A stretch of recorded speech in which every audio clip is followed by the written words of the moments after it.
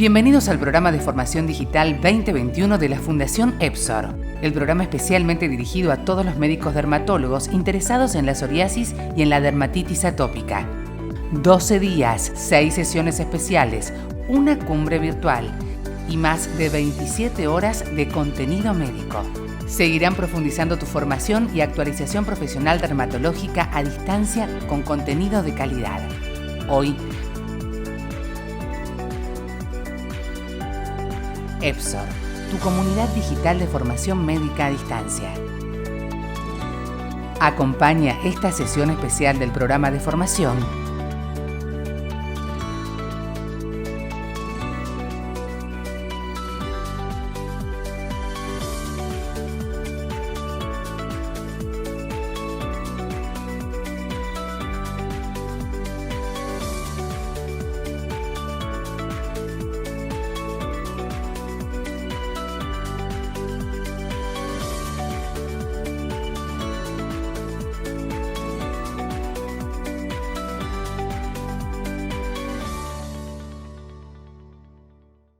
Buenas tardes.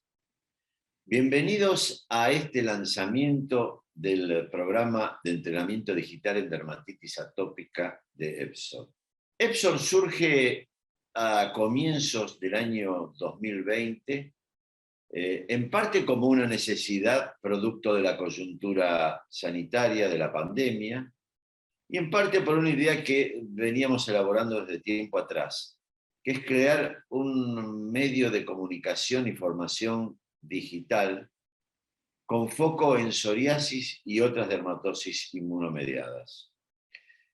El auge que ha tenido la dermatitis atópica producto de la investigación y del conocimiento de aspectos de su fisiopatogenia y de innovaciones terapéuticas ha determinado que finalmente este año lanzáramos la primera jornada dedicada íntegramente a dermatitis atópica.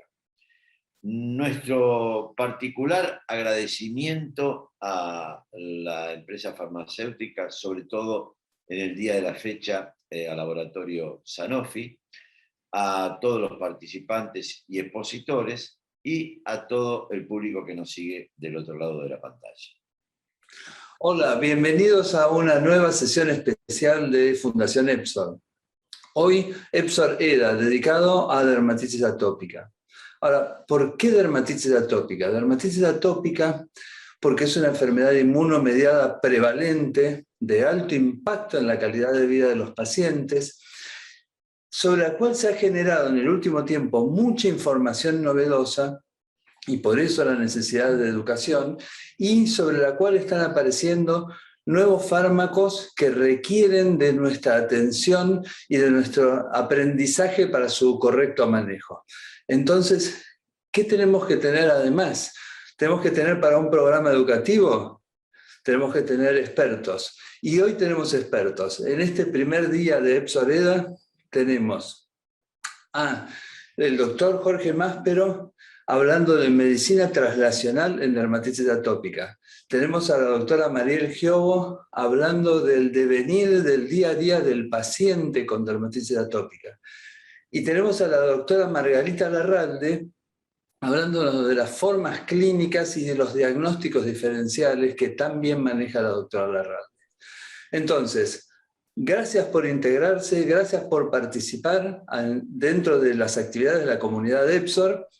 Y vayamos al contenido del primer día. Hola, buenas tardes a todos. Muchas gracias por estar aquí con nosotros en el día de hoy. En primer lugar, quiero agradecerles a mis compañeros de EPSOR la oportunidad de coordinar estas jornadas.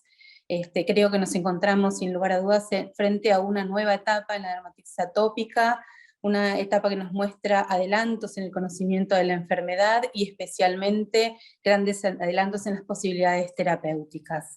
Contamos para esta actividad con la presencia de grandes referentes en esta patología que nos ayudarán a comprender un poco más sobre la enfermedad para poder ayudar a nuestros pacientes. Quiero agradecerles a todos los participantes en estas jornadas por no solamente haber aceptado ser parte de ellas, sino especialmente por haber aceptado el reto de los temas que les pedimos traten durante la misma. Sin lugar a dudas, los conocimientos de nuestros colegas nos van a permitir transitar mejor este momento de la enfermedad y ayudar cada día más a nuestros pacientes. En primer lugar, voy a presentar al doctor Jorge Máspero. Jorge Máspero es un reconocido médico especialista en alergia e inmunología. Actualmente se desempeña como director médico de CIDEA. Es el director también del curso de especialistas de alergia e inmunología de la Universidad de Buenos Aires, y como todos ustedes saben, se dedica ampliamente al tema de la dermatitis atópica y es un reconocido profesional a nivel nacional e internacional. Pero especialmente Jorge, sin lugar a dudas, es un gran amigo. Así que muchísimas gracias, Jorge, por aceptar el desafío de hablar de medicina translacional en dermatitis atópica. Buenas tardes, soy Jorge Máspero. En la tarde de hoy hablaré de algunos aspectos de la medicina translacional en dermatitis atópica. Y lo primero que deseo traer a vuestra consideración es por qué medicina translacional en dermatitis atópica. Y obviamente la necesidad de facilitar la transición desde la investigación básica hacia aplicaciones clínicas que redunden en beneficios de la salud de nuestros pacientes es central a este concepto. Los americanos lo han llamado muchas veces from bench to bedside, lo cual significa desde los descubrimientos y hallazgos en patomecanismos moleculares y esenciales que pueden derivar en potenciales blancos de tratamiento. Y una vez que esos blancos de tratamiento son transformados o evolucionados a terapéuticas potenciales que pueden entrar en un programa de desarrollo clínico, si logramos alcanzar o demostrar que estos blancos potenciales han podido ser efectivamente confirmados en una terapéutica efectiva, vamos a reforzar y a conocer más de los patomecanismos, lo cual nos permitirá seguir avanzando. Para hablar de medicina translacional, debemos indefectiblemente en el campo de la dermatitis atópica entender que esta enfermedad, que tiene una fisiopatología e inmunopatología extraordinariamente compleja, nos obliga a entender que esta enfermedad tiene aspectos distintos, no completamente, más bien en la forma de una progresiva transformación desde lo que sería la piel sana a la piel no lesional, a las lesiones agudas, las lesiones crónicas fuertemente influidas también por el rascado y la aparición de liquenificación, donde obviamente empiezan a aparecer una serie de factores conocidos a través de los años que van desde la alteración de los lípidos, la alteración de la microbiota, la capacidad de proteólisis, el aumento de permeabilidad y mayor pérdida transepitelial de agua, el aumento de pH en la piel, la mayor susceptibilidad a las infecciones y obviamente la disminución de péptidos antimicrobianos y un aumento en el prurito derivado de una pérdida de la tolerancia al mismo. Pero ¿qué es lo que produce toda esta serie de historias? Por un lado, hay un cambio en la microbiota cutánea con predominancia del Staphylococcus aureus. Por otro lado, la barrera cutánea está dañada, hay mayor permeabilidad a alergenos, toxinas, agentes infecciosos y demás, porque están reducidas en buena medida algunas proteínas esenciales, como la filagrina, a veces como resultado de una alteración genética de la misma, a veces en forma adquirida como consecuencia de las acciones de las interleuquinas 4 y 13. Está activado el sistema inmune innato, pero también el sistema inmune adaptativo con variables grados de inflamación de tipo Helper 2 o Helper 22 y en muchos casos una activación variable de células de la inmunidad de tipo 1 y de tipo 17. Sin dejar de reconocer que hay diferencias interindividuales y también de diversas etnias en cuanto a la prevalencia o predominancia de ciertos tipos de inflamación, es bastante universal el hecho que la inflamación de tipo 2 y la de tipo 22 son universales, que ambas son estimuladas o gatilladas por las alarminas, citoquinas liberadas por el daño o la inflamación de la barrera cutánea, y que estas citoquinas tienen un rol central en generar la inflamación y las consecuencias.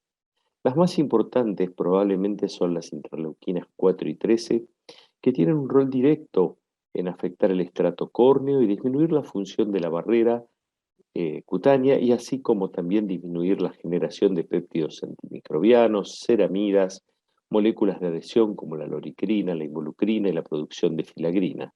Por otro lado, aumentan la producción de IgE, fomentan la diferenciación de los linfocitos T hacia helper 2, promueven la migración de eosinófilos y también la producción de la interleuquina 31, central para la generación y perpetuación del prurito. Obviamente, la afectación de muchas moléculas de la barrera cutánea tendrá como consecuencia la aparición de cerosis y, de ese modo, junto con el prurito y las demás que he comentado, la aparición de muchos síntomas de dermatitis atópica.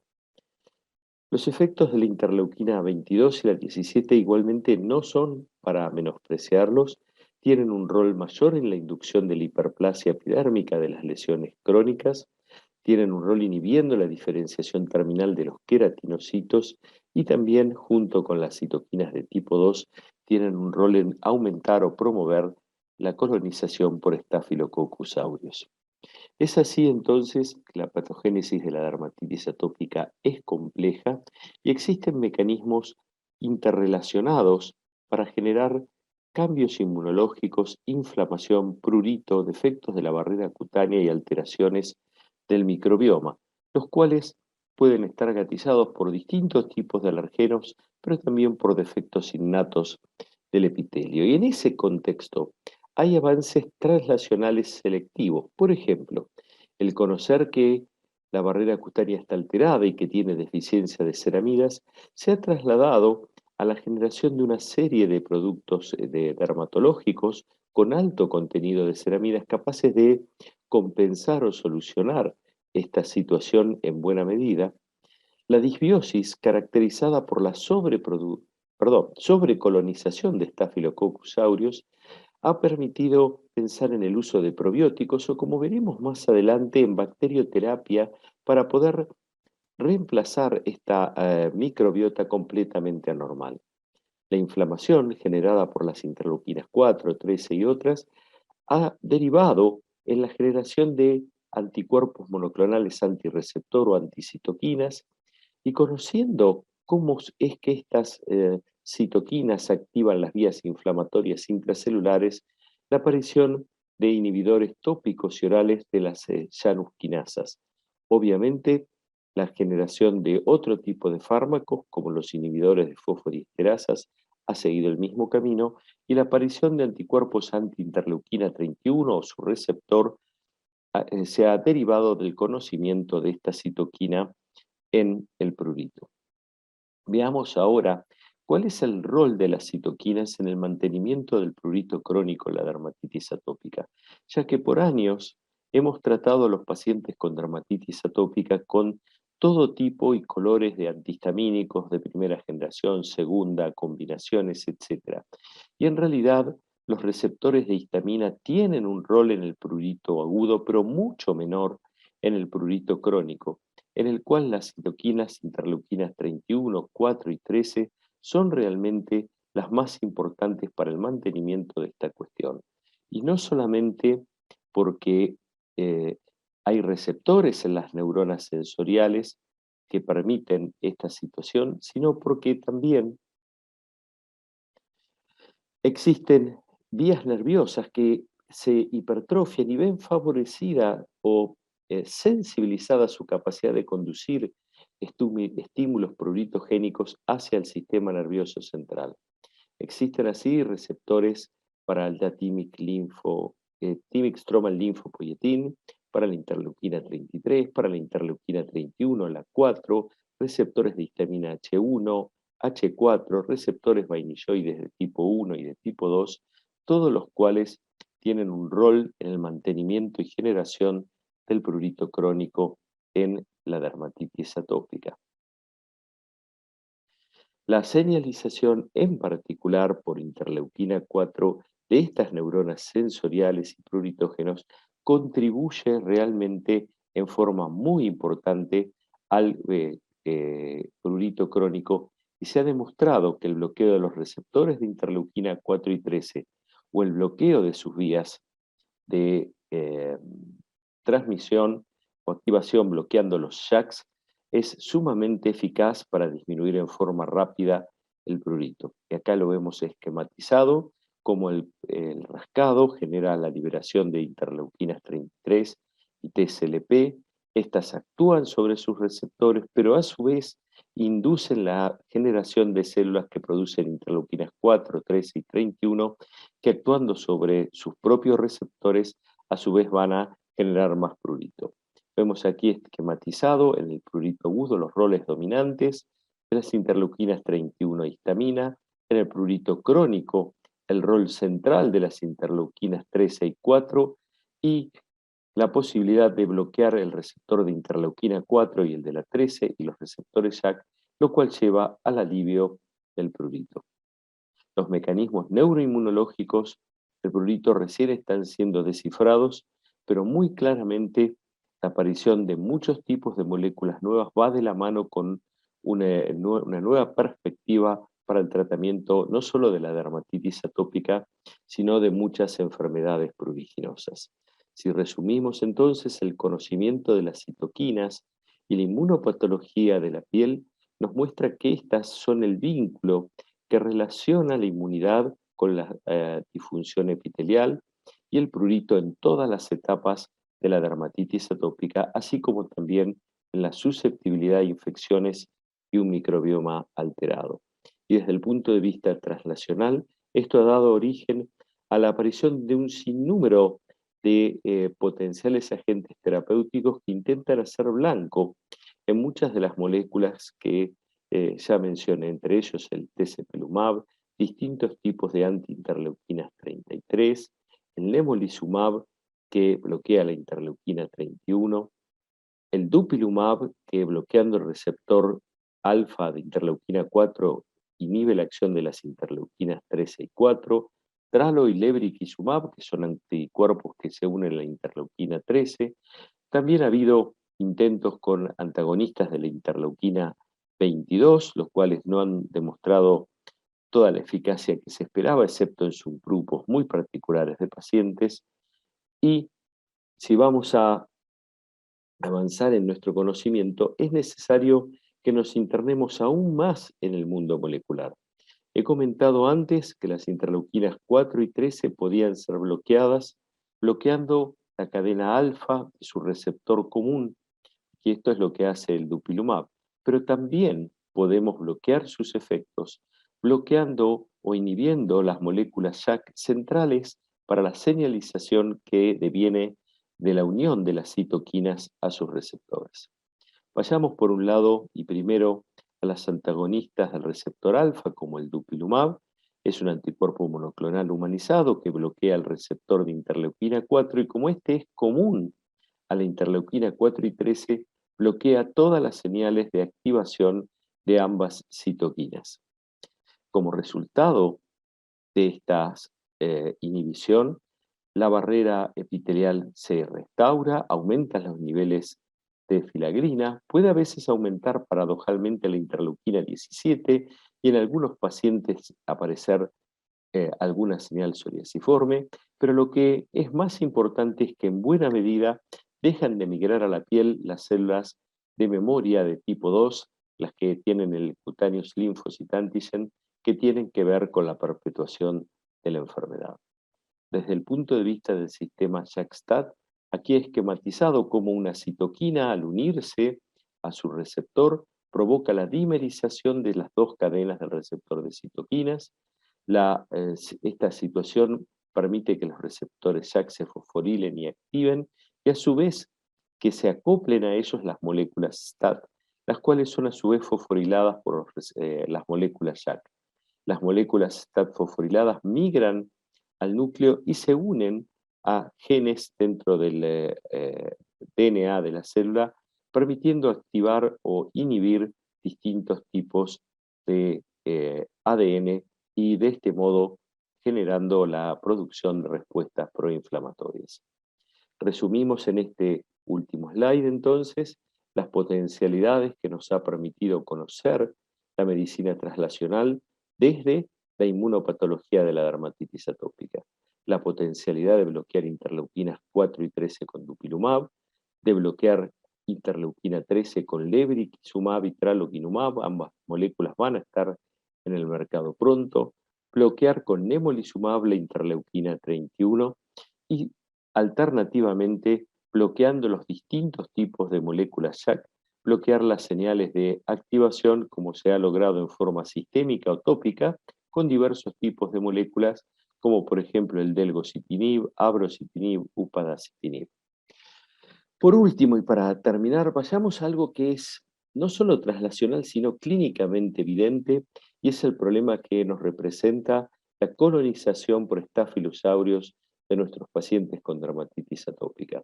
Los pacientes colonizados tienen una mayor disfunción de la barrera, más daño epitelial, más pérdida transepitelial de agua y muchísima menos integridad de la piel.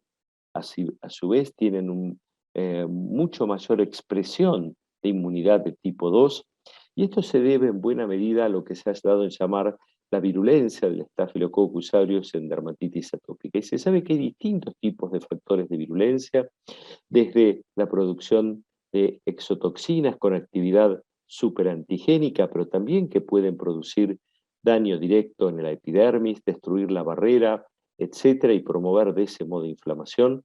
Pero existe una interacción con lo que es la microbiota normal, donde la microbiota comensal a través de la generación de moléculas antimicrobianas o peróxido de hidrógeno puede regular la colonización o la sobrecolonización por el Staphylococcus aureus.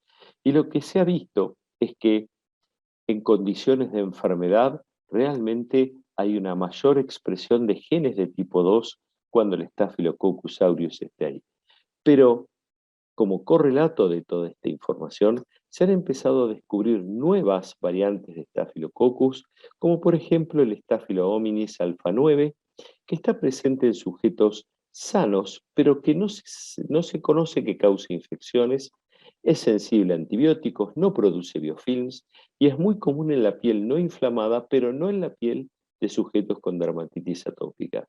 Produce distintos tipos de antibióticos que son efectivos para limitar al Staphylococcus aureus, no inhibe otras bacterias comensales y produce también péptidos que inhiben las toxinas del Staphyloepidermidis.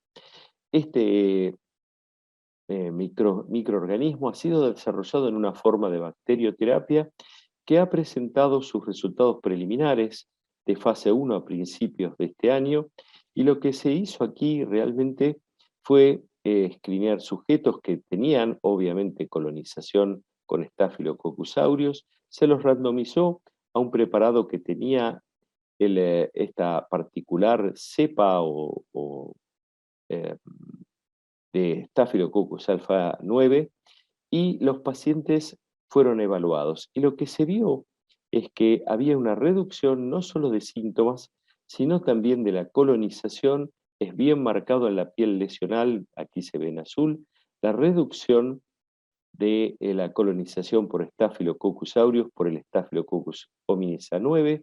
Lo mismo ocurría en la piel no lesional, y llamativamente también se vio que inhibía el quorum sensing, es decir, la capacidad de producción de toxinas por el Staphylococcus aureus.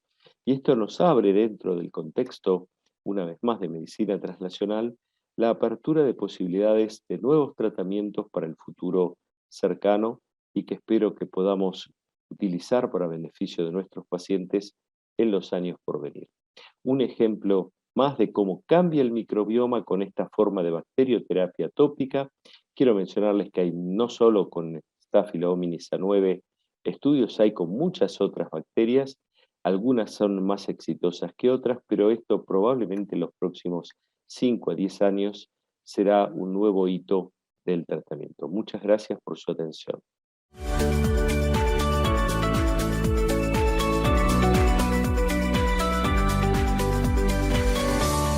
Para para continuar con estas jornadas, tengo el honor de presentar a una gran amiga, la doctora Mariel Giobo. Mariel es médica pediatra, especialista en dermatología pediátrica y actualmente se desempeña como jefa de dermatología pediátrica del Hospital de Niños de Córdoba.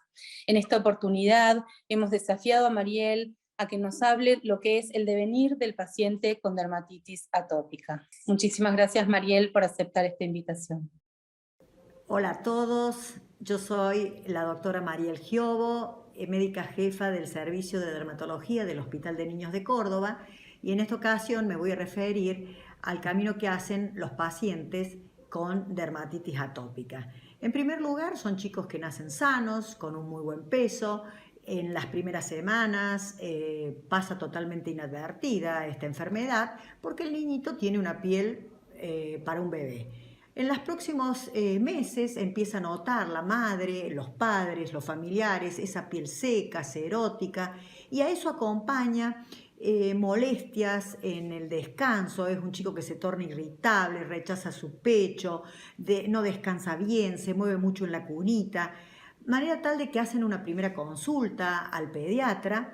Ahí el pediatra interpreta este cuadro cutáneo como una alergia alimentaria a la proteína de la leche de vaca, entonces la pone a dieta a la madre, le quita toda proteína de leche de vaca y derivados. Y si le tiene que dar alguna medicación, algún alimento suplementario al bebé, le da leches hidrolizadas.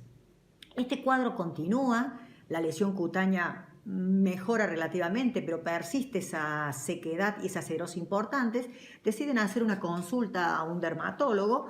Bueno, el dermatólogo pediatra rápidamente efectúa el diagnóstico de dermatitis atópica y entonces ahí indica lo adecuado del baño, que es un jabón o aceite de ducha. Posterior al baño, inmediato colocar emolientes o cremas, y para los puseos, para las situaciones puntuales, alguna crema con corticoides o con otra medicación en forma específica y puntual por un par de días. Los pacientes habitualmente se pierden en el tiempo y hacen otras consultas, van al alergista, el alergista los recibe, les hace los test o las pruebas cutáneas, encuentran que es alérgico al ácaro o alérgico al polvo de ambiente, les proponen hacer inmunoterapias. Las inmunoterapias suelen ser prolongadas y largas por tiempos de más de un año, y el chico persiste o mejora parcialmente, pero sigue el curso de su marcha atópica. A todo esto ya consultan a homeópatas, incluso en ocasiones curanderos, y a veces las abuelas, las tías del grupo familiar también aportan su crema o ungüento para esta dermatitis que le genera tanta molestia y tanto prurito al niño que incluso lo tiene en un disconfort casi permanente. Cuando se hacen más grandes, el ingreso escolar se complica porque a veces ha tenido una noche donde no ha tenido un descanso reparador, y al otro día su estado de concentración frente a sus actividades escolares lógicamente se ve complicada, no tienen la misma atención. Bueno, toda esta repercusión compleja que va generando esta enfermedad, no solo en el paciente, sino en todo el grupo familiar. El niño que no duerme bien, no duerme nadie en la familia.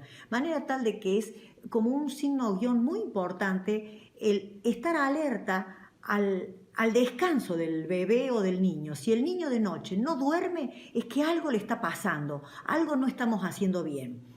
En toda esta ida y venida, abandonos de tratamiento, porque se cansa el padre, se cansa el paciente preescolar, se cansa el adolescente, y llegan al consultorio buscando una solución mágica que no existe, porque la dermatitis atópica es una enfermedad crónica, recalcitrante, que solo los médicos dermatólogos, ¿qué podemos hacer? Prolongar espacios donde tengamos periodos más largos, sin pusé y sin brote, donde tengamos una curva plana donde el chico o el adolescente no se haya brotado, pero para ello tenemos que hacer un tratamiento diario con el cuidado de la piel, y posteriormente a eso, en situación de pusé, eventualmente hacer medicaciones puntuales. Nos llegan al consultorio muy desilusionados muchísimas veces, padres y adolescentes, y despliegan en la mesa, en el escritorio, la bolsa de medicamentos que no son menos de 10 o 15 productos de distintas marcas argentinas y de otros países extranjeras, costosísimas en ese escritorio, y me suelen decir: doctora, todo esto es una porquería, nada me ha resuelto el problema de mi dermatitis atópica. Ahí es donde yo me debo parar, sentar, hablar con mi paciente, explicarle la entidad que tiene como enfermedad y que toda esa medicación es excelente, solo que yo voy a ser el director de orquesta que le va a indicar cuándo, cómo y dónde aplicar esa crema. Pero ahora viene otra cosa, el descreimiento los lleva a tener una fobia, a aplicarse cremas con corticoides. Corticoides no, doctora, cuando se olvidan que el corticoide es el pilar fundamental para el brote de la dermatitis atópica. Después golpeamos y sacamos rápido. Después hacemos en forma longitudinal el mantenimiento con tratamientos proactivos. Acá viene otra cosa, cuando indicamos medidas generales y cremas. Estoy harto, doctora, de cremas. Me pican, me duelen, me sangran, me dan calor, me ensucian la ropa, quedo todo aceitoso, tienen feo olor. Todas esas son las preguntas y los enojos de los pacientes, y los tenemos que escuchar y tenemos que estar atentos. Y otra cosa que también me ha alertado en este último tiempo: los preescolares, los escolares y los adolescentes nos cuestionan el costo del medicamento. ¿Es muy caro, doctora? Están preocupados por la economía familiar que les representa la enfermedad que sufren. Es muy caro para mi familia toda esta medicación que yo uso. Realmente una gran alerta a nosotros, los profesionales médicos. Como conclusión, quiero dejar algunos puntos claros. Primero, la dermatitis atópica es una enfermedad sistémica que impacta fuertemente en la calidad de nuestros niños, adolescentes y hasta en el grupo familiar, complicando la escolaridad y la universidad y sus actividades sociales, manera tal de que tenemos que ayudar a ese paciente a que pueda controlar la enfermedad y poder integrarse socialmente a todas sus actividades. Otra cosa que es importante, recordar que estos chicos tienen una mayor incidencia de enfermedades infecciosas sistémicas que les pueden ocasionar eventualmente internación. Tienen una mayor incidencia de dolor de cabeza, e incluso estos chicos tienen está descrito mayor afectación psiquiátrica, necesidad de mayor medicación psiquiátrica comparada con grupos etarios de la misma edad y del mismo sexo. Otra cosa también, esta fobia al corticoide a veces hace de que enlentecemos el tratamiento y la curación del pus agudo. Y finalmente, recordar, ¿no es cierto?, que a la fecha hay una necesidad insatisfecha del médico hacia esta enfermedad. No tenemos la panacea, no tenemos la cura mágica. Sí contamos con estrategia terapéutica suficiente como para mejorar la calidad de nuestros niños y adolescentes e integrarlos socialmente a todas sus actividades. Por eso no dejemos de consultar y establezcamos muy buena adherencia con ese dermatólogo o con ese médico. Muchas gracias.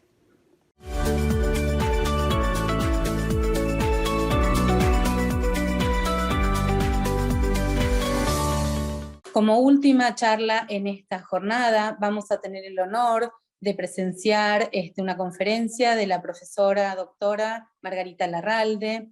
La doctora Larralde, como ustedes saben, es una destacada dermatóloga pediátrica, que trabaja en esta patología particularmente desde hace mucho tiempo. Actualmente se encuentra a cargo de la jefatura del Servicio de Dermatología del Hospital Alemán y de la sección de Dermatología Pediátrica del Hospital Ramos Mejía.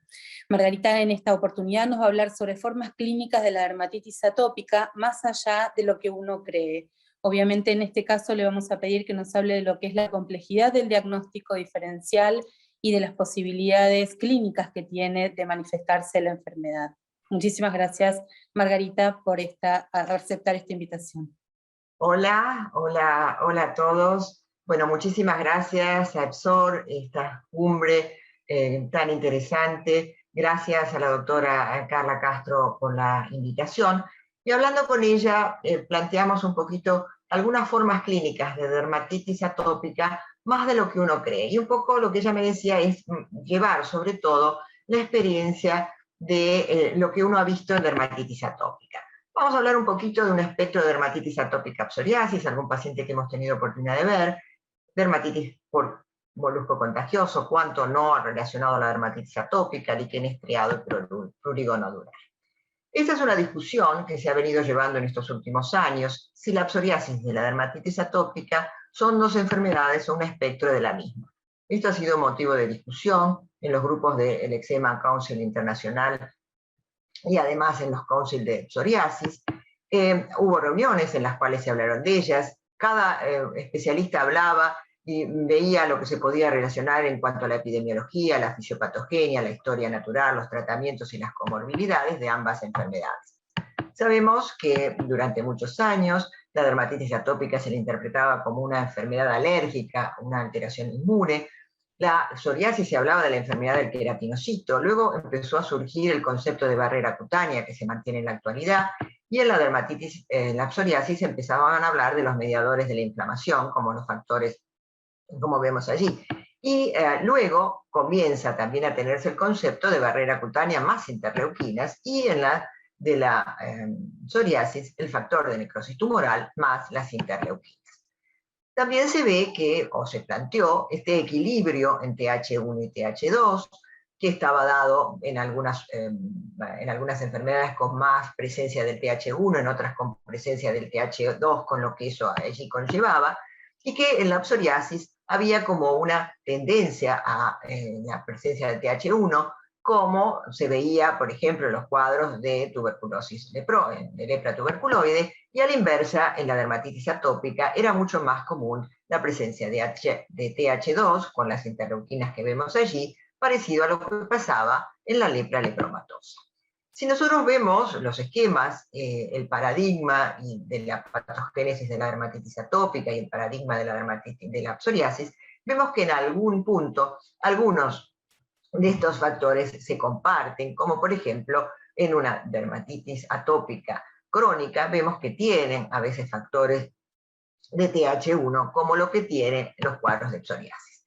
Lo mismo pasa aquí cuando ellos comparan la proliferación epidérmica, que en los pacientes con una psoriasis crónica se parece a lo que vemos en una psoriasis. Lo mismo en relación a las células T y las células de Langerhans en ambas enfermedades.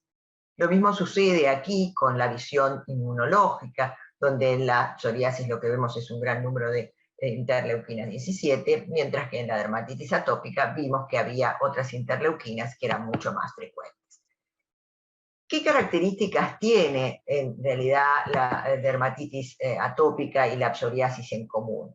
La edad de inicio no suele ser la misma, es más común en la dermatitis atópica en la infancia, la psoriasis en adulto, el prurito también, si bien hay psoriasis que pican en general, el común denominador está dado en la dermatitis atópica. Sabemos que la dermatitis atópica tiene más sobreinfección, incluso las infecciones que a veces agravan los cuadros, la localización es diferente, pero sí hay cosas que tienen en común. Por ejemplo, los efectos, las comorbilidades, que en ambos las comparten. La evolución también sabemos que es algo diferente, y lo que también sí vemos que tienen ambas en cuanto a común es los tratamientos. La mayoría de los tratamientos funcionan tanto para la dermatitis atópica, sobre todo los tópicos, como para la psoriasis.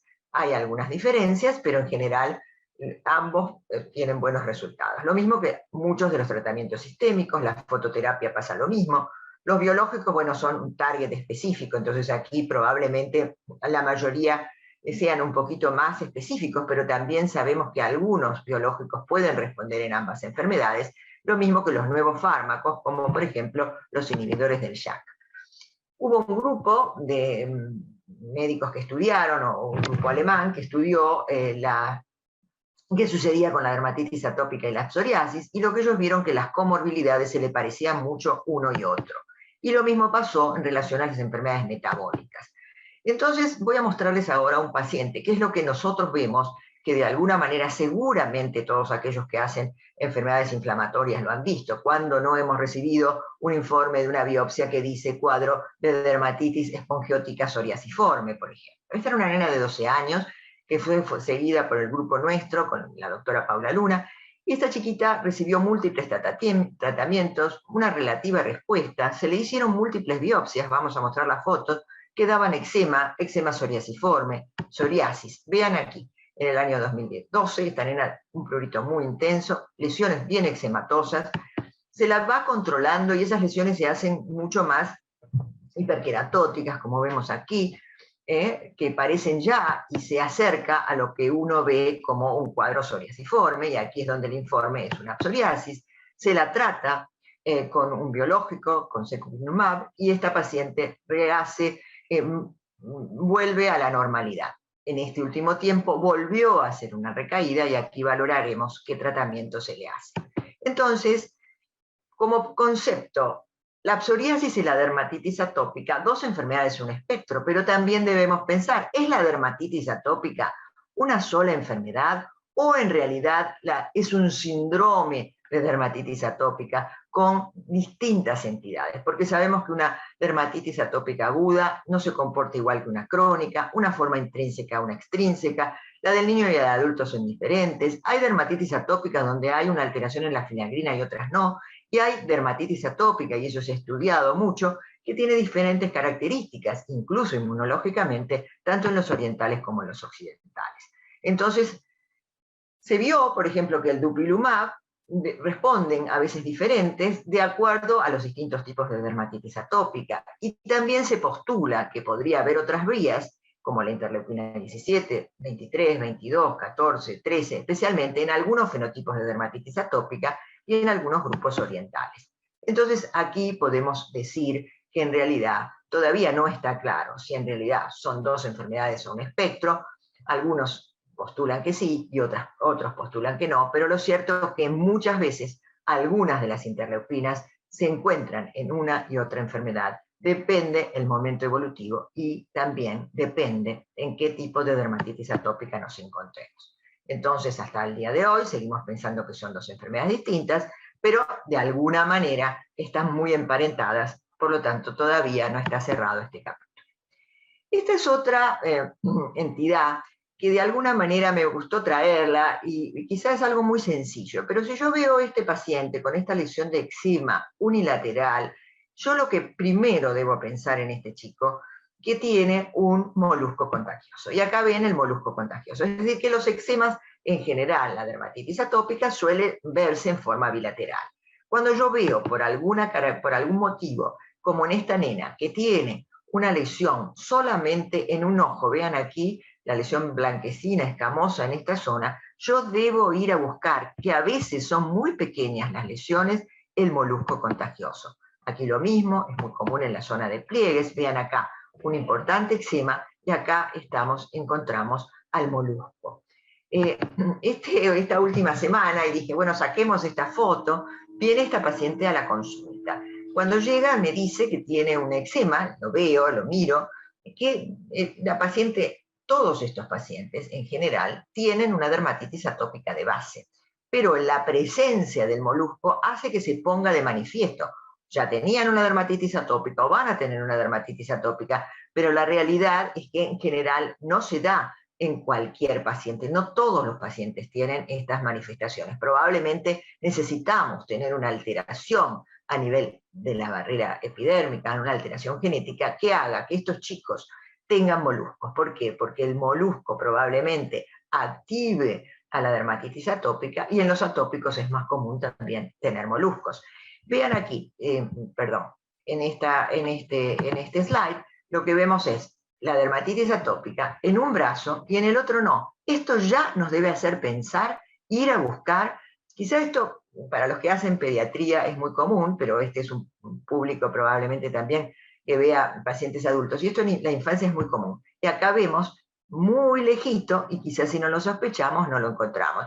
¿Qué hacemos en estos casos? Hacemos un tratamiento con el corticoide de su dermatitis atópica o de su eczema, y luego tratamos de curetear, esa es nuestra experiencia, el molusco, porque si hay moluscos, el eczema se mantiene activo. Así que este es un tip, me parece. Eczema unilateral, pensemos y busquemos detalladamente la presencia de molusco contagioso.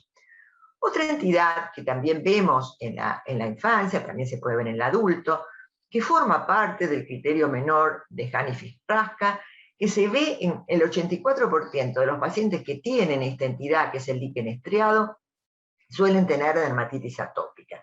Y acá que se produciría una desregulación inmune que contribuiría al desarrollo de este líquen estriado. Estas lesiones, como las vemos, se producen siguiendo las líneas de Blaschko. Es probable que allí haya alguna característica especial en estas lesiones que hace que solamente en esa zona se produzcan. También es interesante porque en estos pacientes, aunque le demos una medicación, la lesión no desaparece. Yo le puedo dar un corticoide, le puedo dar una crema emoliente, pero la lesión va a persistir el tiempo que la lesión quiera. Probablemente acá se va a producir, como la mayoría de estas enfermedades producidas en las líneas de Blaschko, a veces una destrucción, una autodestrucción, y la lesión desaparece en forma espontánea. Estas lesiones a veces son de un color blanquecino. Es interesante porque la duración, como ya les digo, es a veces de meses, a veces hasta de un año y a veces un poquito más. Y es importante convencer a la mamá, porque estos pacientes dan vuelta de un consultorio al otro en la búsqueda de soluciones, porque tarda en desaparecer. Debemos ser firmes, saber que esta lesión no suele ser pruriginosa, que podemos dar una crema nutritiva, pero que la idea en realidad es que el cuadro va a desaparecer en forma espontánea. Entonces, ser bien con los papás, bien claros, esta lesión seguramente comenzó en un lado, se fue trasladando al otro, y así aparece. Y es interesante también el compromiso a nivel del unguial. Esto se da sobre todo en el líquen estriado, pero no con producción ni destrucción de la matriz unguial, como puede parecerse a veces en el líquen plano. Esta lesión desaparece y el compromiso de la uña tampoco persiste en el tiempo. Entonces, líquen estriado, reconocerlo como formando parte del cuadro de la dermatitis atópica. Aquí vemos algunos otros ejemplos, también la lesión lineal. Vean estas lesiones blanquecinas, acá la lesión lineal también que aparece en la zona. A veces estas lesiones son de una gran distribución. Vean acá, tenemos este chiquito que no solo tenía en las piernas, que es lo más común, o en los brazos. A veces hay lesiones en la cara, que no es tan común. El compromiso que puede darse a nivel de los pies o de las manos con la alteración a nivel unguial, pero en este caso, fíjense, tenía una distribución muy importante, y sí es interesante porque estos pacientes siguen las líneas de Blaschko. A veces incluso se los llama cuadros de blasquitis. La blasquitis, como es un cuadro inespecífico, en este caso, si uno hace una histología, lo que puede encontrar es este infiltrado inflamatorio, pero se trata de una entidad benigna, de desaparición espontánea, en la cual hay que estar muy convencidos del diagnóstico para convencer a los papás de no hacer tratamientos excesivos que no van a dar ningún resultado. Y acá, por último, voy a presentar este paciente. Esta entidad, que es el prurigo nodular, probablemente es una de las entidades que más ha tenido avances en cuanto al tratamiento, porque es una entidad realmente que trae graves inconvenientes en los pacientes, es una entidad muy pruriginosa. Fíjense, este es un chiquito de 14 años, no es la edad más común son los adultos, pero hacen estas lesiones nodulares muy pruriginosas, sobre todo en la zona anterior de las piernas. ¿Y qué sucede? Estamos ante un cuadro de prurigo nodular. Vean acá lo mismo, rascado, estas lesiones tan profundas de rascado y estas lesiones nodulares. Entonces, ¿qué debemos saber? Que el prurigo nodular es una dermatosis inflamatoria crónica que suele ser muy pruriginosa, que tiene esta distribución simétrica, que es más común en los adultos, que el tratamiento ha sido durante muchos años, por supuesto, evitar el rascado lo sigue siendo, los antihistamínicos tipo H1, pero hoy día contamos con tratamientos específicos. Nosotros estamos ahora en un protocolo con el dupilumab, con realmente muy buenos resultados. Entonces, saber que este prurigo nodular, que en algunos de estos pacientes a veces ha llevado al óbito por el prurito tan intenso, hoy tenga un tratamiento target específico.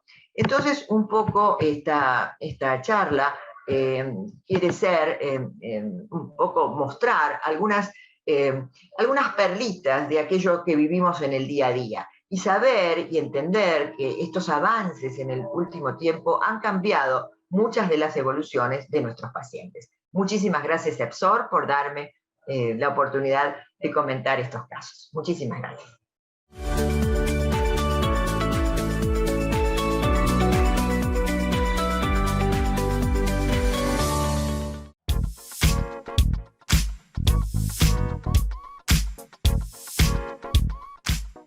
Como ustedes saben, en las enfermedades inflamatorias tipo 2 presentan una gran carga de enfermedad, tanto para el paciente como para el sistema de salud, sobre todo teniendo en cuenta los signos de la enfermedad propiamente dicha, los síntomas que son recurrentes y el deterioro de la calidad de vida, sobre todo en pacientes en los cuales coexisten más de una de estas enfermedades al mismo tiempo.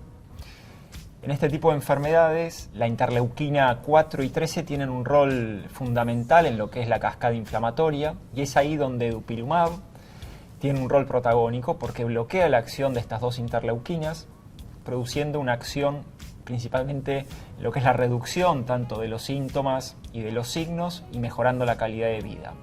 Tiene un perfil de seguridad muy favorable a largo plazo, con estudios de hasta 3 años, y es importante entender que es de aplicación subcutánea y no requiere de mayores controles a lo largo del tiempo.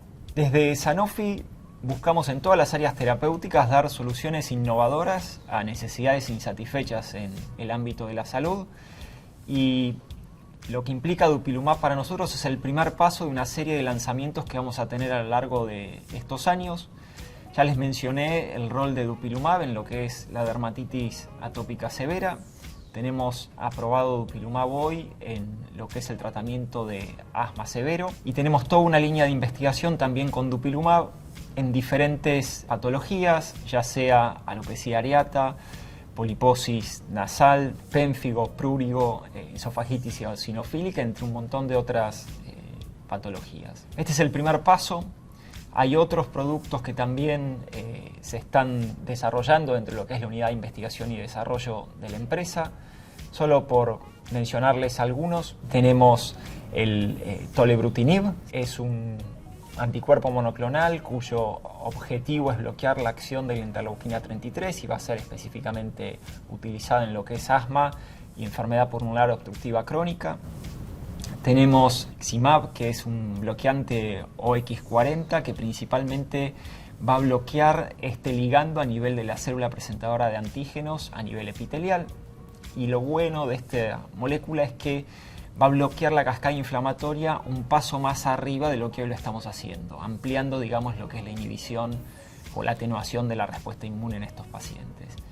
Y después, finalmente, el rilzabrutinib, que es un componente por vía oral, es un inhibidor BTK, que va a estar siendo utilizado en lo que es, por un lado, asma y por otro lado, en dermatitis severas.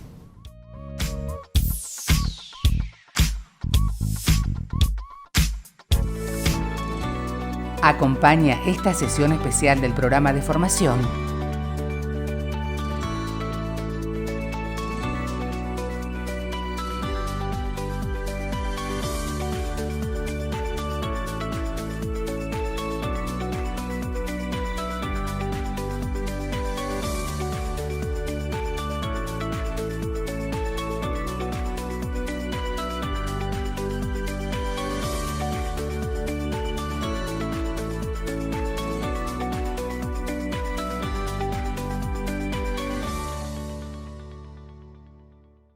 Hola, ¿qué tal? Soy la doctora Paula Luna y junto con la doctora Valeria Angles queremos agradecerle al laboratorio Sanofi Genzyme por invitarnos hoy a hablar en este simposio sobre cómo sé que mi paciente con dermatitis atópica está controlado y charlar un poquito sobre esta nueva herramienta, el AST, que validamos para Argentina.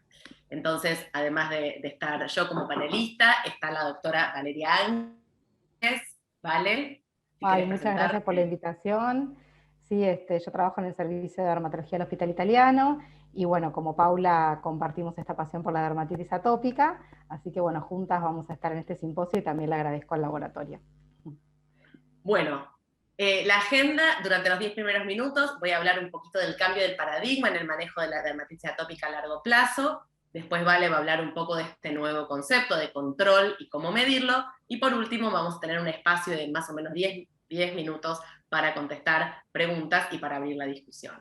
Entonces empiezo a hablar un poquito de este cambio de paradigma en el manejo de la dermatitis atópica a largo plazo. El curso de la dermatitis atópica, como ustedes ya saben, es fluctuante y en la mayoría de los casos la remisión completa en los pacientes que están graves es infrecuente. Como pueden ver en este estudio de vida real sobre la evolución de la severidad de la dermatitis atópica en pacientes adultos en la práctica diaria, lo que concluye es que es sumamente heterogéneo, porque como se puede ver acá en estas distintas barras, acá vemos los distintos, el eritema, el edema y la papulación, variando, ¿sí? Estas rayas que unen las distintas columnas, nos va mostrando cómo va variando la severidad a lo largo de las visitas, demostrando que en la mayoría de los pacientes experimentan fluctuaciones en su grado de severidad y que la remisión es infrecuente en las formas moderadas severas. Esto es algo que vemos en la práctica diaria habitualmente.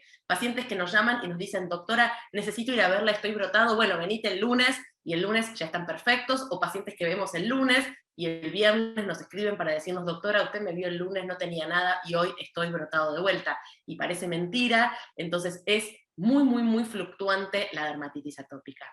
Los pacientes con dermatitis tienen una carga de enfermedad que es multidimensional, o sea que esta severidad no solamente se da por las características objetivas, sino también por un montón de otros aspectos multidimensionales y más de carga, o de lo que los pacientes sienten, la carga de la naturaleza, interrelacionada de los síntomas, la carga sobre la calidad de vida y la salud mental, y consecuencias indirectas, por ejemplo, el impacto en la selección de una carrera, el impacto en el tener o no tener una pareja, en el tener o no tener, desarrollarse, hacer un deporte, etc.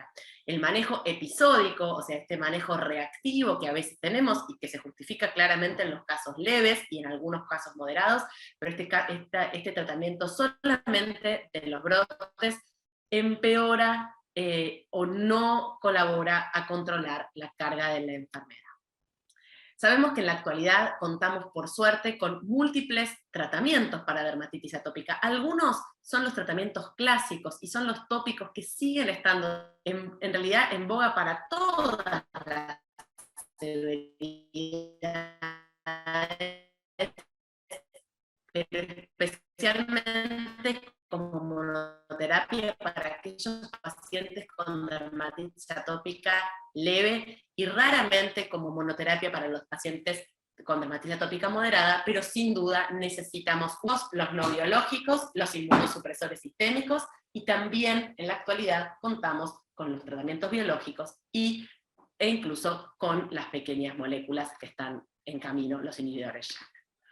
Sabemos que se ha avanzado muchísimo en el conocimiento de la fisiopatogenia de la dermatitis atópica, y eso ha estimulado, nos ha ayudado a que se pudieran desarrollar nuevos tratamientos target específicos con un mejor perfil de seguridad. El target, digamos, los tratamientos al ser target específicos pueden mejorar el perfil de seguridad de los mismos, porque por ejemplo, a diferencia de lo que sucede con la ciclosporina, que bloquea, dijimos un tratamiento o elegimos otro, explicamos que los tratamientos sistémicos clásicos son bien inespecíficos, en algunos momentos son de utilidad, es de utilidad que sean inespecíficos, pero eso aumenta en gran medida el potencial de efectos adversos, lo que limita su uso en el largo plazo. Si bien muchos de estos tratamientos son sumamente efectivos, a veces la limitación en el uso en el largo plazo está dado por su potencial toxicidad. Este concepto de treat to target que traemos de los reumatólogos, que traemos de la psoriasis probablemente, también es sumamente importante cuando pensamos en el largo plazo, cuando pensamos en el control de estos pacientes.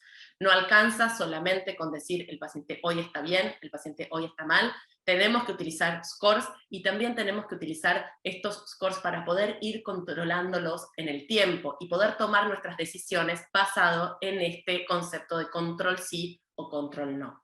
Entonces, además de los clásicos ISIS, CORAD, el pico, el prurito, el Delequib, el POEM, tal vez podamos tener aquí nuevas herramientas para evaluar el control en el largo plazo, y de eso va a hablar Vale.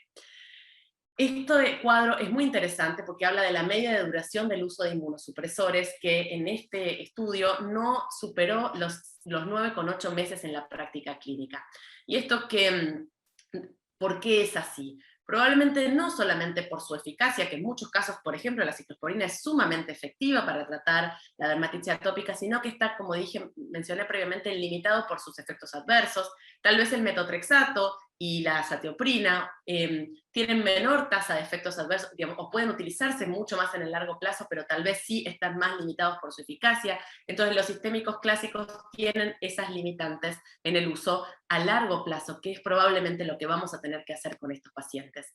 Entonces, las terapias biológicas como dupilumab, al bloquear áreas específicas o vías específicas de señalización, nos permiten probablemente tener mucho mejor perfil de efectos adversos.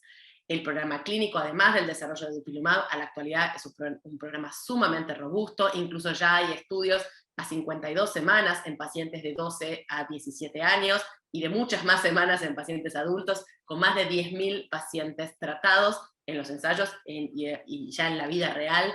Hay más de 300.000 pacientes tratados, en el mundo. Además sabemos que no solamente es útil para dermatitis atópica, sino para el resto de las comorbilidades TH2 probablemente también. Así que ya hay mucha experiencia en el largo plazo con dupilumab, en estos papers, por ejemplo, del Liberty OLE, o sea, la extensión del Liberty, ya hay estudios a más de 3 años demostrando un EASI también, una mejoría en el EASI muy marcada también a los 3 años y sostenida en el tiempo, que es sumamente importante. Incluso lo mismo se evalúa en estas 52 semanas ya del seguimiento a largo plazo de los adolescentes, y esto es muy importante porque sabemos que tenemos tratamientos que pueden ser de shock, que pueden ser momentáneos, pero necesitamos tener control en el largo plazo. Tanto la experiencia clínica como la extensión en el largo plazo sugieren que las mejoras de dupilumab se mantienen en el largo plazo e incluso probablemente puedan continuar sucediendo más mejoría cuanto más tiempo se utilicen. Los efectos adversos los conocemos, la verdad que dupilumab, como les contaba, tiene un perfil de seguridad muy favorable, siendo las reacciones en sitio de inyección y la conjuntivitis los únicos como más relevantes en este caso. Les quería compartir mi primer paciente tratado con dupilumab, un paciente que tratamos en conjunto con Romy Plavnik, con las chicas del Hospital Churruca, un paciente que estaba así. Él ingresó en el programa de tratamiento compasivo, por eso ya tiene 3 años casi de tratamiento. Cuando ingresó realmente su severidad era muy marcada, había realizado todo tipo de tratamientos, y como ven, a la semana 16 ya la mejoría era muy notoria, tanto en miembros inferiores, como en tronco y cara, como en brazos, y había tenido realmente una mejoría en casi todos los aspectos de la evaluación de severidad, y no solamente mejoró clínicamente en el gimnasio y permaneció estable en su trabajo, cosa que le costaba mucho, y aumentó de peso. De hecho, en la actualidad, luego de más o menos 3 años de tratamiento, continúa con un muy buen control de la enfermedad, e incluso tiene un bebé, que aunque parezca un detalle menor para él, muestra cómo mejoró su calidad de vida. Entonces, en las enfermedades crónicas no podemos hablar de cura, pero sí de control. Los tratamientos convencionales para la dermatitis no siempre logran este control, o tanto por eficacia o por el perfil de efectos adversos, aunque siguen siendo de muchísima utilidad en muchos pacientes, en algunos no alcanza, y el paradigma de control de dermatitis atópica está cambiando gracias al desarrollo de nuevos fármacos que nos permiten mantener una mejoría sostenida en el tiempo con un excelente perfil de seguridad. Muchísimas gracias, y ahora le doy paso entonces a Vale para que nos hable un poquitito de esta nueva herramienta de la que disponemos. Bueno, muchísimas gracias, súper interesante y un re buen resumen como para poder iniciar con la charla que viene, ¿sí? Bueno, entonces vamos a hablar un poco sobre el control de la dermatitis atópica, retomando los conceptos que habló la doctora Paula Luna recién, ¿sí? ¿Cómo controlo la dermatitis atópica? ¿Cómo mido el control de la enfermedad? ¿Sí? ¿Qué se considera control en la dermatitis atópica? Tenemos que tener en cuenta que la dermatitis atópica es una enfermedad crónica, inmunomediada, que tiene signos y síntomas debilitantes y que tiene muchas dimensiones que tenemos que tener en cuenta cuando evaluamos el efecto de un tratamiento sistémico en los pacientes, sobre todo cuando estos son moderados a severos. Como decía, se asocia a una gran carga multidimensional sustancial que afecta no solo la salud física, sino también la salud mental del paciente y la calidad de vida tanto del paciente que está afectado como de su familia. Entonces, para lograr que la enfermedad esté controlada, no solamente debemos tener en cuenta dimensiones físicas de la enfermedad, sino que tener en cuenta también los síntomas, la salud mental y la calidad de vida, como les dije recién, ¿sí? Dentro de los síntomas y signos informados por el paciente tenemos la sequedad de la piel, las lesiones eritematosas difusas, las pápulas vesículas resumantes, las placas liquenificadas y escoriadas con lesiones crónicas, el prurito y el ardor, y también tenemos que tener en cuenta que estos pacientes que son muy severos muchas veces necesitan hospitalizarse por la dermatitis atópica o por complicaciones de la misma. Y esto trae entonces la enfermedad, cuando es severa, un gran impacto en la calidad de vida, con trastornos frecuentes en el sueño, con disconfort y dolor de la piel permanente, con una tendencia a tener depresión y ansiedad en las formas moderadas a severas, y sobre todo en los adultos, y un deterioro, como les decía, importantísimo de la vida diaria, de la calidad de vida, con lo que respecta al autocuidado, la actividad y la movilidad. También tenemos que tener en cuenta que estos pacientes tienen otras cargas, que son las comorbilidades. Estas comorbilidades pueden ser atópicas, como la rinitis alérgica, el asma, la alergia alimentaria y la conjuntivitis alérgica, también todas de origen T2, y también otras comorbilidades, como son las infecciones de la piel, constituidas por infecciones virales, como verrugas, moluscos, impétigos, ¿sí? También algunas micóticas. Acá podemos ver en estos gráficos cómo está afectada la esfera psicológica en los pacientes con dermatitis atópica. Los adultos podemos ver depresión, ansiedad, ideación suicida, y en los niños lo que vamos a ver son problemas emocionales, problemas de conducta, problemas de hiperactividad y también con los pares, porque estas lesiones se ven, son estigmatizantes, a veces estos pacientes sufren bullying, ¿sí? Y también no descansan bien a la noche, con lo cual durante el día no prestan atención a nivel escolar, y eso genera problemas de conducta, problemas de hiperactividad, y bueno, también un problema psicoemocional importante en la familia, que también tiene que digamos, contener a estos pacientes que tienen dermatitis atópica, y a veces no es muy fácil, ¿sí? ¿Qué herramientas clínicas disponemos para valorar los resultados del tratamiento de la dermatitis atópica? Es bueno tener en cuenta que cuando uno inicia un tratamiento para la dermatitis atópica, tiene que utilizar alguna herramienta que le permita medir si el paciente está controlado o no, sobre todo eso sería lo más importante, y si está evolucionando adecuadamente con el tratamiento que le estamos instaurando, ¿sí? Los instrumentos que debemos utilizar deben ser de amplio espectro y deben abarcar todos los dominios de la dermatitis atópica. Como decimos, es una enfermedad multidimensional, ¿sí? Que tiene muchos aspectos que hay que evaluar, ¿sí? Y medir el control de la enfermedad puede proporcionar una información clínica significativa. Si no medimos, no podemos saber cómo el paciente está evolucionando con su tratamiento. Muchas veces podemos ver que las lesiones clínicas mejoran, y esto lo vemos muchas veces en el paciente, pero por ahí el prurito, el sueño, la calidad de vida no mejoran de la misma manera, con lo cual tenemos que disponer de herramientas que nos permitan evaluar todos esos dominios en estos pacientes, ¿sí? Hasta ese momento nos faltaba una herramienta que evaluara en forma holística a todos estos dominios y sobre todo el control de la enfermedad.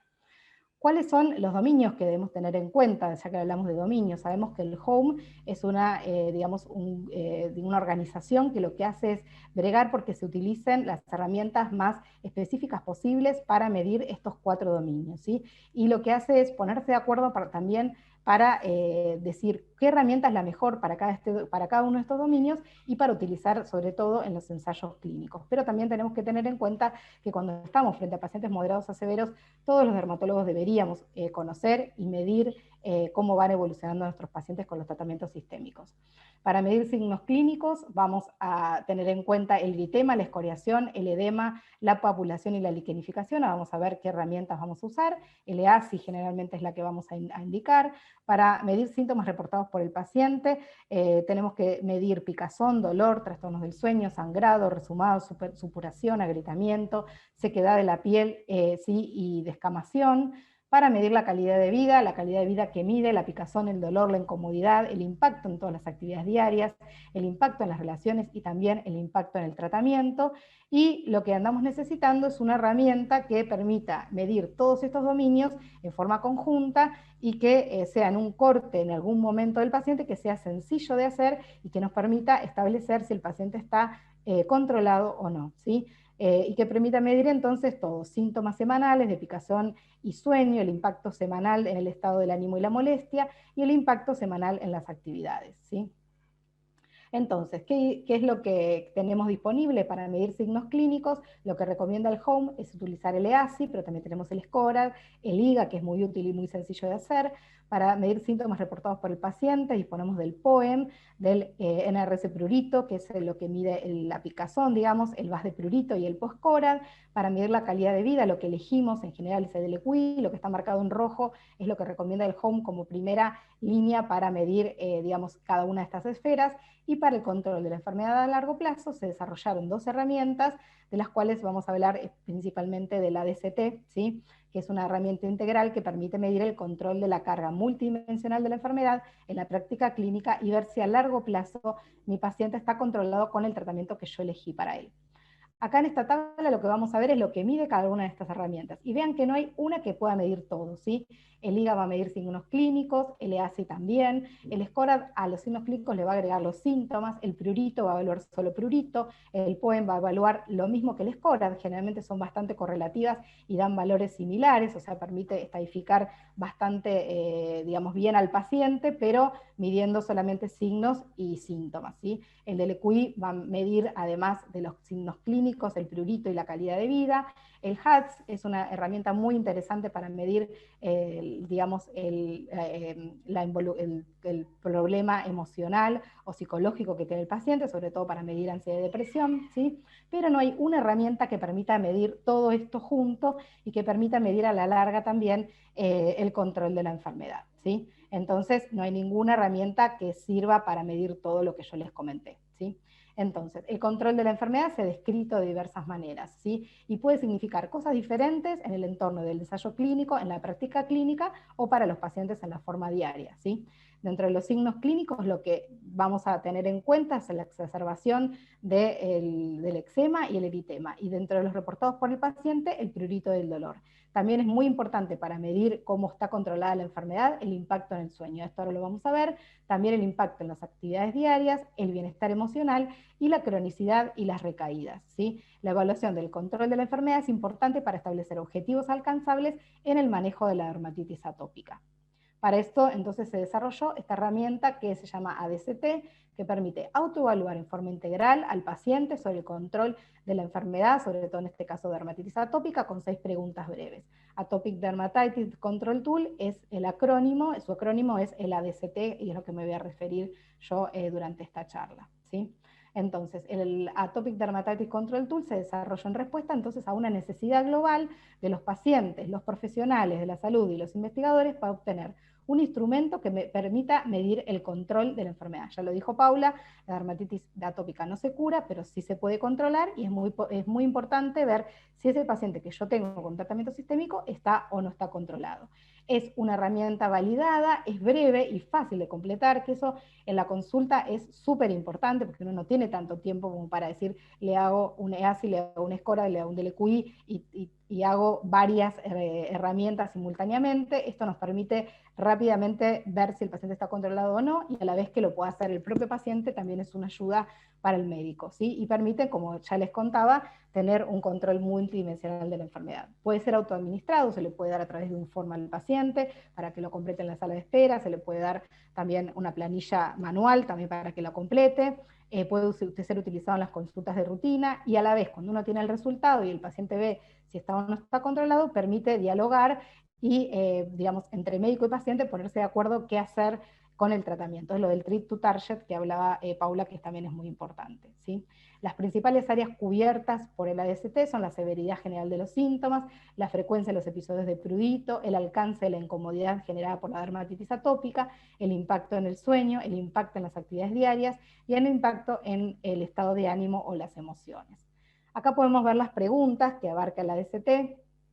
Esta es una traducción que está hecha literal del inglés al español, que si bien está validada con un solo paciente, pero bueno, como para que ustedes vean, ahora vamos a hablar de la validación que hicimos nosotros, pero lo que tiene en cuenta el ADCT es en la última semana cómo estuvo ese paciente. Las preguntas van orientadas a la última semana y es muy importante que el paciente se concentre en contestar lo de la última semana y lo que le pasó hace un mes o dos o el día anterior, ¿sí? Entonces, cada una de estas preguntas va a ser calificada del 0 al 4, y la sumatoria de esas preguntas nos va a dar el valor total de la herramienta, que es el ADCT. El valor máximo es de 24, ¿sí? La primera pregunta va, digamos, encauzada hacia los síntomas, ¿sí? Si estos fueron leves, moderados, severos o muy severos, o no tuvo ningún síntoma.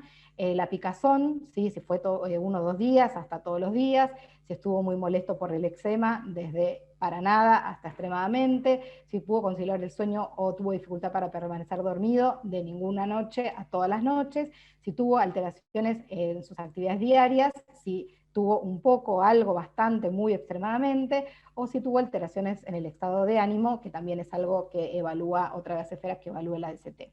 Si la puntuación es más de 7, se considera que la dermatitis atópica no está controlada, al igual que si cualquiera de estas preguntas cae la respuesta en la zona sombreada de color celeste. Fíjense que para sueño, ya con que 1 o 2 noches el paciente no duerma, se considera que la dermatitis atópica no está controlada, por lo cual es una esfera muy importante en lo que es calidad de vida diaria de los pacientes, ¿sí? Que es también importante, ¿para qué nos sirve? No solamente para determinar si nuestro paciente está controlado o no, sino también para ver si nosotros decidimos hacer un cambio en el tratamiento, si eso impactó en el score del ADCT y si el paciente logró controlar o al contrario, empeoró la dermatitis con ese cambio que hicimos, ¿sí? Entonces, un cambio de 5 puntos en más significa que el paciente está peor, pero un cambio de 5 puntos en menos nos habla que el paciente ha logrado mejorar su estado de dermatitis atópica y ha logrado controlar o ir para el lado del control de la enfermedad, ¿sí? Tenemos que tener en cuenta que el HOME, que es, yo les decía, es esta organización que está formada por más de 300 miembros a nivel global e internacional, que determinan cuáles son las mejores herramientas para evaluar el control y para evaluar todos los aspectos de la dermatitis atópica, validó y lo coloca la DCT como uno de los scores para control del eczema a largo plazo a utilizar tanto en la práctica clínica como en los estudios de investigación. ¿Sí? Está respaldado entonces por el ADCT también como el RECAP, ¿sí?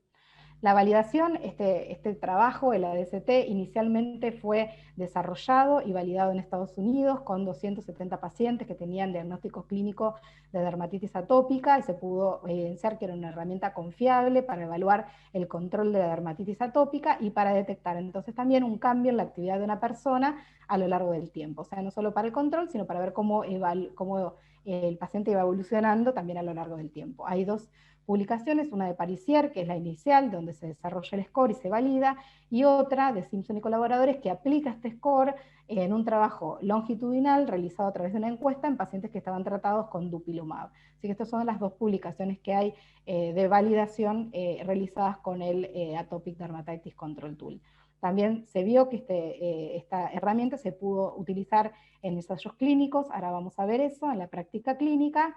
¿Sí? Tenemos que tener en cuenta que la práctica clínica nos sirve para tomar decisiones, que es breve, como ya les decía, sencilla y comprensible, y que en este caso se utilizó en uno de los estudios que se llama estudio RELIEF. Ahora vamos a ver de qué se trata, ¿sí? Este estudio lo que hizo fue englobar pacientes que venían en tratamiento con dermatitis atópica, pero que no habían participado previamente en un trial clínicos con dupilumab, mayores de 18 años, y se lo sometió al score de la ADCT. Y lo que se pudo ver era que el valor total descendía de 15 de un nivel basal que tenían los pacientes a 6.4 al mes, y a 4.8 a los 6 meses. Entonces esto lo que puso en evidencia es que la ADCT es una herramienta muy útil para ver cómo estos pacientes lograron el control a largo plazo de la enfermedad con el tratamiento con dupilumab, ¿sí? Entonces necesitamos estas escalas que faciliten el monitoreo del control sostenido de los signos, síntomas y calidad de vida en estos pacientes, y sobre todo esta que está validada por el HOME, la podemos utilizar en nuestros pacientes. ¿Qué hicimos nosotros en conjunto con el hospital alemán? Decidimos traducir, adaptar transculturalmente y validar este ADCT, que del inglés original al español, ¿sí? Primero lo que hicimos fue traducir la encuesta, sí, se realizó la traducción de este cuestionario, que era originalmente en inglés al español, utilizamos 2 traductores bilingües, seguimos los 7 pasos que están descritos para traducir y validar transculturalmente los cuestionarios, ¿sí? Luego se compararon y reconciliaron estas 2 versiones que fueron traducidas, se retrotradujo al idioma original, que era el idioma inglés. Una vez que se obtuvo una versión en español original, se tradujo nuevamente al inglés, luego se revisó esa versión retrotraducida por un comité bilingüe, y luego se revisó por expertos en dermatitis atópica la versión en español, ¿sí? Con esa versión en español lo que se hizo fue la adaptación transcultural. La adaptación transcultural consiste en realizar entrevistas cognitivas a pacientes que tienen dermatitis atópica para evaluar cuánto comprenden de la encuesta. Entonces, uno le hace la encuesta al paciente, la grababa y le decía qué entendía él que le estaban preguntando con la encuesta, ¿sí? Eso lo que permite es detectar si hay alguna pregunta o alguna palabra que no se entiende y poder modificarla en el último paso, ¿sí? Modificación, en base a los resultados que obtuvimos en las encuestas cognitivas, ¿sí? En las entrevistas cognitivas. Y esto nos dio lugar a la encuesta final en español. Para la validación lo que se hizo siempre se busca comparar, ¿sí? Con herramientas o con cuestionarios que ya están validados en español. Para eso lo que hicimos es compararlo con el POEM y el DLQI, que están validados en español, y vimos que hubo una correlación muy buena, tanto de la DST con el POEM, como de la DST con el puntaje DLQI. O sea que a mayor valor de la DST, mayor valor era también del puntaje DLQI o del POEM. Esto nos permitió validar esta herramienta que estábamos desarrollando. Este fue el cuestionario final que obtuvimos después de haber hecho todo el trabajo de la traducción y la adaptación transcultural y la validación, ¿sí? Y lo que pudimos observar es que la versión resultante del proceso de traducción y adaptación transcultural fue adecuadamente comprendida. 66 pacientes con dermatitis atópicas completaron los cuestionarios completos, o sea, la DST, el POEM y el DLQI, y documentamos, como les mostré en el gráfico anterior, una buena correlación entre las puntuaciones de AST y los índices de POEM y DLQI. Lo único interesante por ahí que podíamos llegar a comentar es que en la pregunta 3, cuando hicimos las entrevistas cognitivas, el término molestado quizás no era entendido de la misma manera por todos los participantes de la encuesta. Algunos interpretaban molestado como que les había picado toda la semana, con prurito, otros molestado lo asociaban a que, digamos, no podían dormir o que les supuraban las lesiones. Entonces decidimos cambiarlo o aclararlo como fastidiado, como lo pusimos acá en la encuesta, como reflejando como una carga, como un fastidio, como un malestar asociado al eczema, ¿sí? Así fue adecuadamente comprendido, igual mantuvimos el molestado entre paréntesis. Pero bueno, para lo que sirve hacer todo lo que son las entrevistas cognitivas y la adaptación transcultural de estos cuestionarios. Entonces la versión en español del cuestionario logró tener características psicométricas adecuadas, por lo que permitió evaluar en forma válida, breve y sencilla el control de la dermatitis atópica en pacientes de habla hispana. O sea que esto va a ser útil para también en aquellos países que no hablan español, pero que tengan mucha población hispana, poder entregarles este cuestionario, que los pacientes lo entiendan, contestarlo y poder ser un nexo de comunicación entre estos médicos que por ahí hablan poco o nada de español y aquellos pacientes que sí hablan español en estos países, a la vez que también en nuestro país es de súper utilidad. Esta es la publicación que está por ser enviada para publicación.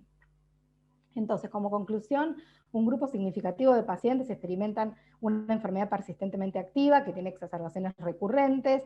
Muchas veces estas dermatitis están poco controladas y hay una gran incertidumbre que está asociada tanto del paciente como la familia y de los médicos. Y en tener una herramienta que permita ver si con el tratamiento que está instaurado el paciente está controlado es sumamente importante, y hasta ahora no había una herramienta que nos permita medir en forma holística o multidimensional la dermatitis atópica. Es importante porque esta herramienta está respaldada por el HOME y que permite establecer un diálogo entre el paciente y el médico, informando sobre el control de la enfermedad e identificando aquellos pacientes que necesiten avanzar con el tratamiento. Y disponer entonces, como les comenté, de un cuestionario de la DST traducido y validado transculturalmente nos permitirá evaluar el control de la enfermedad a largo plazo en nuestros pacientes tanto en los ensayos clínicos locales como en la práctica cotidiana, y también esa utilidad que les comenté de en aquellos países que no hablan español y tienen pacientes hispanos, también sería un cuestionario que sería de utilidad para este grupo de pacientes. Así que bueno, muchas gracias y estamos a disposición para las preguntas.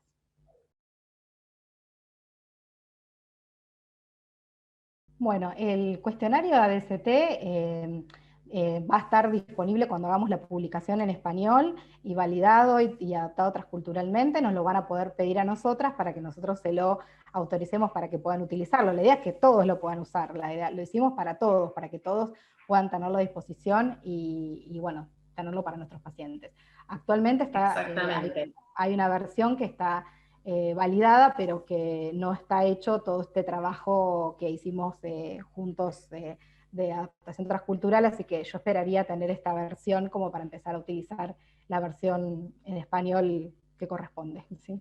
Y bueno, lo que habría que hacer sobre todo es consensuar con el paciente a ver qué opciones terapéuticas podemos escalar como para que el paciente logre el control, ¿sí? Evidentemente, si el paciente no está controlado, algo hay que hacer.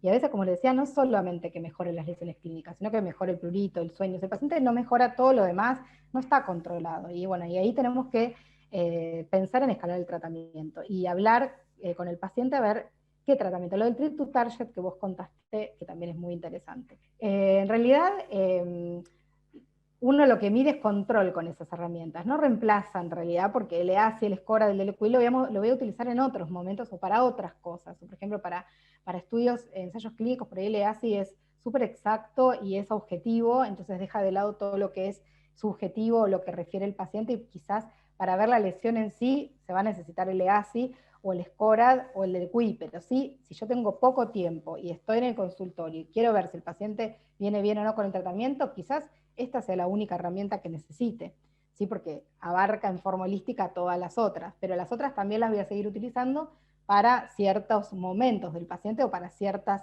situaciones especiales. No sé vos qué opinás, Paula. Sí, sí, exactamente. Me parece que no lo reemplaza, sino que se complementa, ¿no? Exacto. Digamos, me parece que el concepto está bueno, porque cada una evalúa distintas cosas. Creo que esto va a depender, ¿vale? Y supongo que estarás de acuerdo, va a depender en realidad de qué fármaco estamos hablando. No todas las drogas tienen un inicio de acción igual de rápido.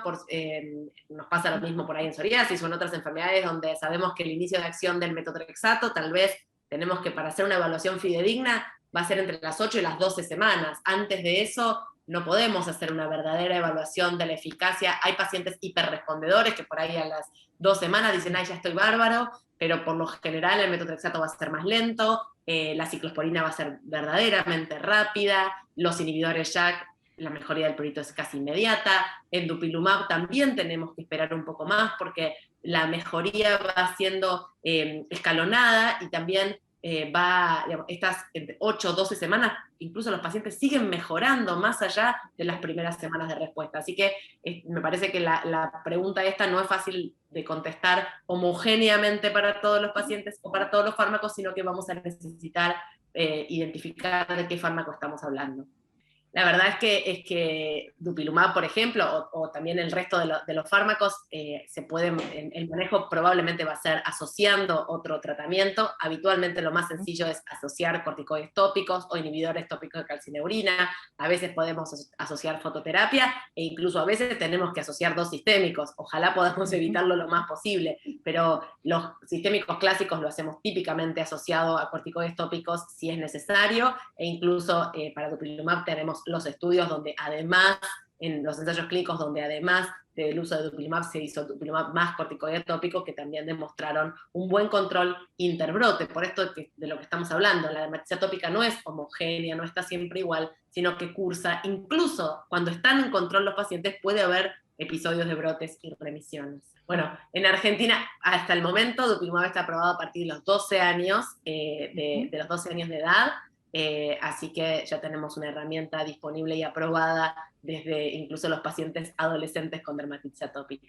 Bueno, no sería necesario suspender dupilumab cuando el paciente recibe la vacuna contra COVID, e incluso tampoco sería necesario, es más controvertido lo que voy a decir, pero tampoco sería necesario suspenderlo durante el COVID. Muchas veces suspendemos, la verdad es que si el paciente no está bien, etcétera, se puede suspender, pero no es obligatorio suspender, y sin duda no es necesario suspenderlo para la vacunación, para el correcto desarrollo de los anticuerpos, porque por la vía que utiliza, por el target que tiene dupilumab, no intervendría en el desarrollo de anticuerpos, y esto sí probablemente es distinto del resto de los tratamientos. Sí, bueno, clarísimo, así que me parece que creo que no hay más preguntas. No, creo que ya terminamos con las preguntas, Vale, la verdad, me parece que... No, y que es un tema nuevo, que es un tema distinto, de hablar de control, estamos como avanzando, ya no solamente hablamos de los pasos básicos, sino que vamos cada vez avanzando más en estos conceptos más modernos del manejo de los pacientes con dermatitis atópica, que sin duda va a ser beneficioso para todos. Sí, totalmente, así que ni bien tengamos la publicación, la vamos a mostrar como para que puedan ustedes pedirnos el cuestionario y bueno, empezar a usarlo todos, porque evidentemente es fácil, rápido, y da un resultado fidedigno en cuanto a control, que es lo que queremos justamente saber. Así que, bueno, muchas gracias. Adiós. Adiós, hasta luego.